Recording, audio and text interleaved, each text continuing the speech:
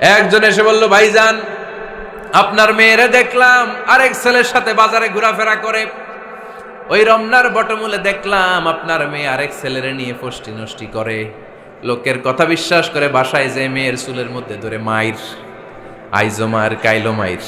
এরকম হইতে পারে না? হয়তো ওই লোক আপনার মেয়ের মতো দেখতে আরেক মেয়েকে দেখছিল। এরকম হয় কিনা সমাজে?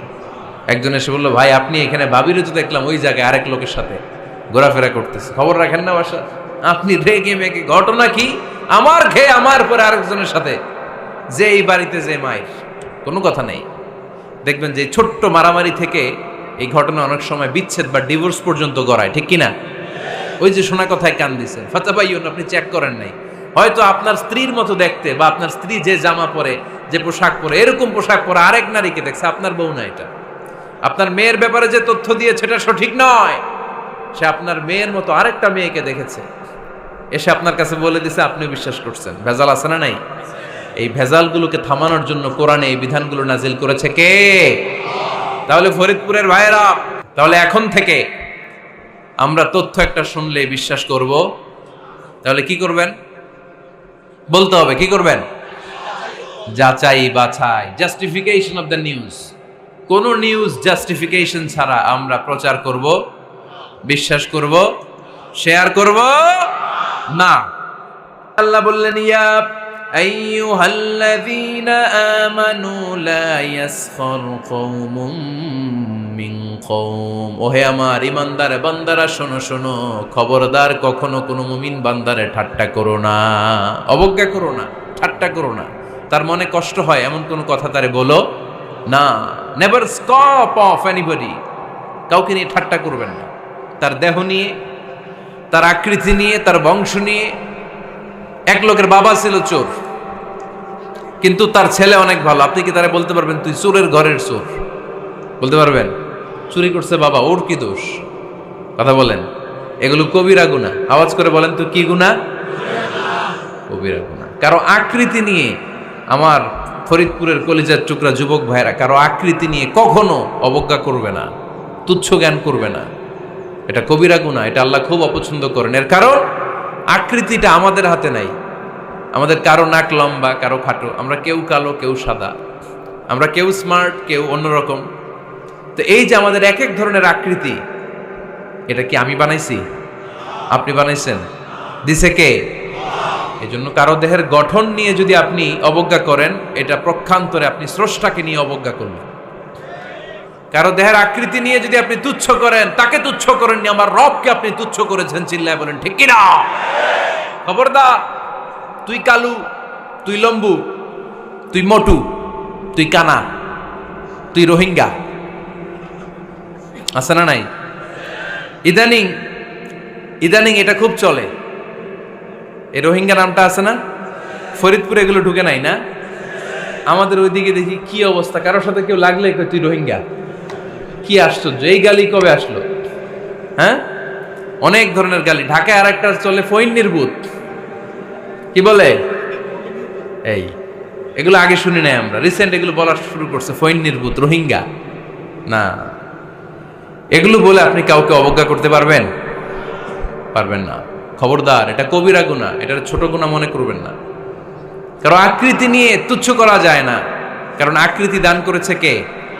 হুয়াল্লাযী ইউসাউইরুকুম ফিল আরহামি কাইফা ইয়াশা লা ইলাহা ইল্লা হুয়াল আজিজুল হাকীম। তিনি এমন সত্তা, যিনি তোমাদের চেহারার অবয়ব দিয়েছেন, তোমাদের আকৃতি দান করেছেন তখন যখন তোমরা মায়ের পেটের ভেতরে ছোট্ট জোকের মতো ছিলা। মায়ের পেটের ভেতরে আমরা যখন সবাই এত ছোট্ট, তখনই আমাদের চেহারার আকৃতি দিয়েছে কে? কে সুন্দর হব, কে ছেলে হব, কে মেয়ে হব, কে মোটা হব, কে চিকন হব, আমার ইচ্ছা হয়েছি? আওয়াজ করে বলতে হবে, কার ইচ্ছায়? প্রত্যেককে যদি আল্লাহ প্রত্যেকের নিজের চেহারা ডিজাইন করতে দিতেন, আল্লাহ যদি বলতেন তোমার চেহারাটা কেমন হবে তুমি ডিজাইন করো, তাহলে আপনি আপনারা কেমন বানাতেন? হ্যাঁ বলেন, ফরিদপুরের ভাইরা বলেন, সুন্দর করে বানাতেন তাই না? সবচাইতে স্মার্ট, সবচেয়ে সুন্দর করে আমি আমার চেহারাটা বানাতাম যদি আমাকে ডিজাইন করার সুযোগ দেওয়া হতো। কিন্তু এই সুযোগ তো আল্লাহ দেন নাই। ডিজাইন স্বয়ং করে দিয়েছেন কে? কোন নারীকে যদি আল্লাহ বলতে, এই নারীরা তোমাদের চেহারা কার কেমন লাগবে তোমরা বানাও, প্রত্যেক নারী কি করত? বিশ্ব সুন্দরী করে নিজেকে বানাতো। খুদ ধরার মতো কোনো জায়গা সে নিজের জন্য রাখতো না, ঠিক কিনা? কিন্তু এটা আল্লাহ দেন নাই, এই আকৃতিটা আমাদেরকে সরাসরি দান করেছেন কে? খবরদার, আমাদের অনেকে বিকলাঙ্গ, আমাদের অনেকের হাত ছোট, পা বড়, দেখতে মোটা, কেউ চিকন কেউ কালো। খবরদার, কারো আকৃতি নিয়ে কখনো কোনো অবজ্ঞার সুরে, ঠাট্টার সুরে কোনো কথা আমরা বলবো না। রাজি আছেন? সবাই রাজি আছেন? আল্লাহ রাসূল সাল্লাল্লাহু আলাইহি ওয়াসাল্লামের এক সাহাবী ছিল, নাম ইবনে মাসউদ রাদিয়াল্লাহু তাআলা আনহু।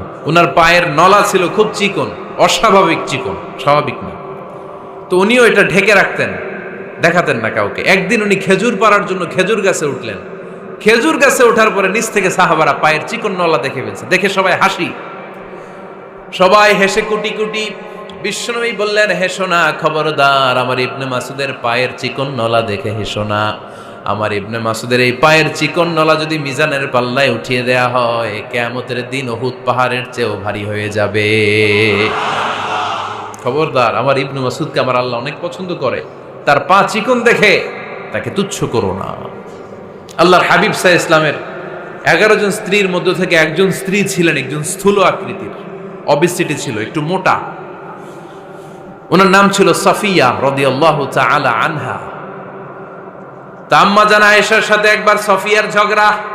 নবীদের বউদের মাঝে মাঝে মাঝে ঝগড়া হতো, তবে সেটা হতো মধুর ঝগড়া। সুবহানাল্লাহ পড়েন।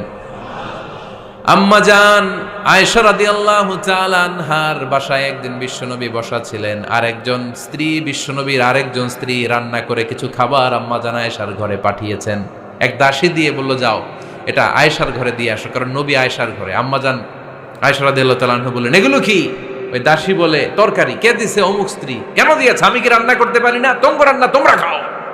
এই কথা বলে পাতিল সহ উড়ায় মারছে চেহারার মধ্যে। এর কারণ ওনারা মানুষ ছিলেন, মানবীয় ব্যাপারগুলো ওনাদের মধ্যেও কাজ করত। আবার এক স্ত্রী ঝোল দিয়ে রান্না করে কিছু খাবার নিয়ে এসেছে। আম্মা জান আয়েশা রেগে মেগে ওই ঝোল নিয়ে ওই স্ত্রীর গালের মধ্যে মেখে দিয়েছেন। বিশ্বনবীর আরেক বউয়ের গালের মধ্যে ওই ঝোল লাগাই দিচ্ছে। এবার ওই স্ত্রী বিশ্বনবীর কাছে যেয়ে বলে, ইয়া রাসূলুল্লাহ, দেখেন আয়েশারে আপনি বেশি আদর করেন তো, দেখেন কি করে আমাদের সাথে। এই যে আমাদের গালের মধ্যে ঝোল মাখাই একেবারে মেকআপ বানাই দিচ্ছে। বিষ্ণু ইসা ইসলাম বললেন, তাই আয়েশাকে ডাকো। আম্মা জান আয়েশা রাদিয়াল্লাহু তাআলা আনহা আসলেন। আল্লাহ রাসূল সাল্লাল্লাহু আলাইহি ওয়াসাল্লাম বললেন, তুমি কি আমার এই স্ত্রীর সাথে এমন আচরণ করেছো? আম্মা জান আয়েশা বললেন, করেছি। কেন? আম্মা জান আয়েশা বললেন, তখন মেজাজটা গরম ছিল, এখন বুঝতে পারতেছে আসলে এই কাজটা করা ঠিক হয় নাই। এবার বিশ্বনবী বিচার করবেন। বিশ্বনবী বললেন, আল কিসাস, যেমন করা হয়েছে বিচার হবে তেমন। তোমার গালে যেমনি ঝোল লাগাই দিছে, তুমি একটু ঝোল নিয়ে আয়েশার গালে লাগাই দাও। সুবহানাল্লাহ পড়বেন না?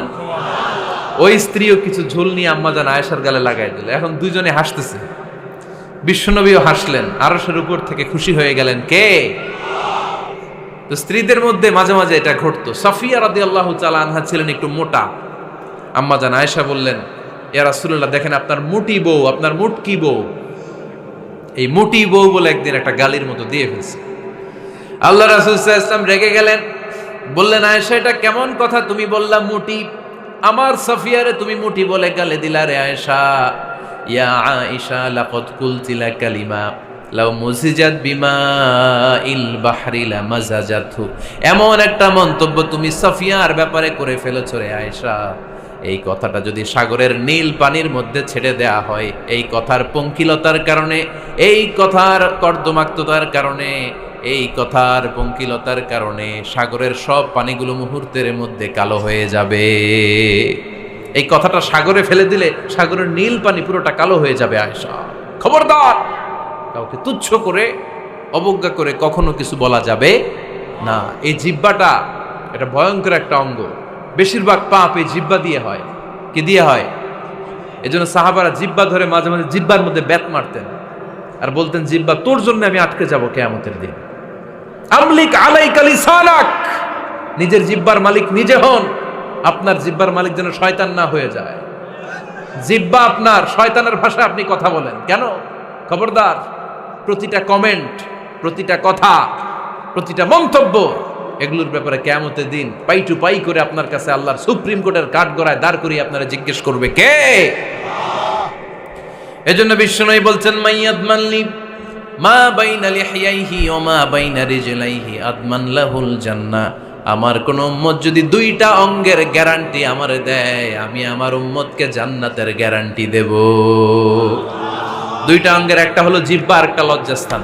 দুই চোয়ালের মাঝে যা থাকে লিজ্জা জিহ্বা, আর দুই পায়ের মাঝখানে যা থাকে লজ্জাস্থান। এই দুইটা অঙ্গের গ্যারান্টি যদি বিশ্বনবীকে আপনি দেন যে নবী জিহ্বা আর লজ্জাস্থান এই দুইটা অঙ্গের কোনো পাপ আমি করব না, নবী বলে আমি দুনিয়ায় তোমার জান্নাতের গ্যারান্টি দিলাম। এজন্য জিহ্বাটারে সামলান।